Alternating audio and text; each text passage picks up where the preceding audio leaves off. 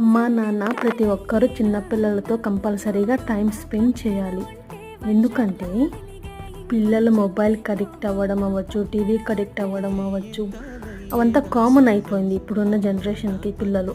కానీ మనం time spend చేయడం వల్ల వాళ్ళ మైండ్ కూడా డిఫరెంట్గా ఆలోచిస్తుంది. ఏంటి, ఆడుకోవడానికి, చదువు అంటే బొమ్మలు చూడడానికి, వాళ్ళు డ్రాయింగ్ వేయడానికి అలా డైవర్ట్ అవుతుంది. ప్రతి పేరెంట్స్ కంపల్సరీగా చిన్నపిల్లలతో వర్కింగ్ ఉమెన్ అయితే, వర్కింగ్ మెన్ అయినా సరే, అమ్మ నాన్న ఎవరైనా ఇద్దరు వర్కింగ్ అనుకోండి, కంపల్సరీగా ఈవినింగ్ టైం స్పెండ్ చేయాలి. ఒక 1 hour or 2 hours అయినా.